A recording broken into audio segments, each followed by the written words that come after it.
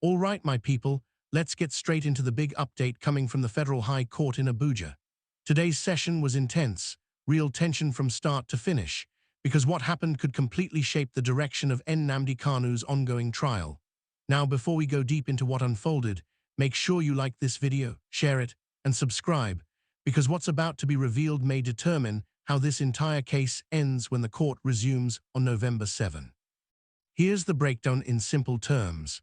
Justice James Omotosho today gave Nnamdi Kanu what he described as a final opportunity to open his defense, or lose the right to do so altogether. Meaning, if Kanu doesn't begin his defense by November 7, the court will treat it as forfeited and move directly to judgment. Now this is serious because for 5 consecutive hearings, Kanu has refused to start his defense. His position remains firm, that the charges against him have no legal foundation under Nigerian law. He keeps emphasizing that the Terrorism Prevention and Prohibition Act used against him has already been repealed, and you can't prosecute someone under a law that no longer exists. Justice Omotosho noted that Kanu is not a trained lawyer but an economist, and said the court would continue to allow him every opportunity to defend himself fairly. Still, you could sense the rising frustration in court. The government wants the matter closed, while Kanu keeps pressing the argument that the charges themselves are void. Many observers believe this case has gone beyond the courtroom. It's now about politics and control.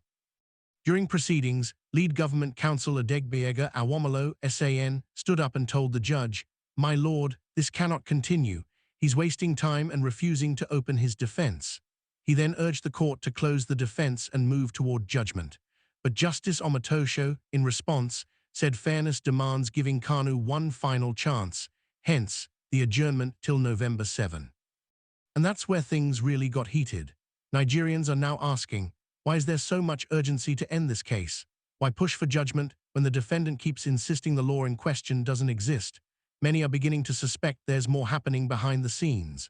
Remember, just yesterday, some political commentators warned that there might be an agreement between the Tinubu administration and the judiciary to secure a harsh sentence for Kanu, possibly life imprisonment or worse.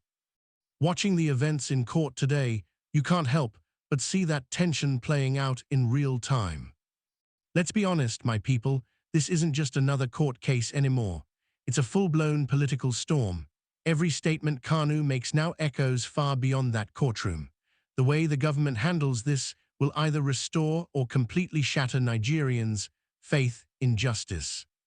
Now something else caught everyone's attention today. While making his points, Kanu said he needed to consult with his 4 legal advisors, a lawyer Jimaka, Dr. Maxwell Opara, Prince Mandela, and Nene Ejiofor, before deciding his next move. They were all in court, but what caused a stir was when the prosecution accused these advisors of influencing public opinion through the media. Justice Omotosho then cautioned them in open court to conduct themselves professionally. That may sound routine, but Nigerians are wondering, why does every voice around this case face so much restriction? If the government is confident in its case, why fear public commentary? That's why this trial is being seen as a test of judicial independence.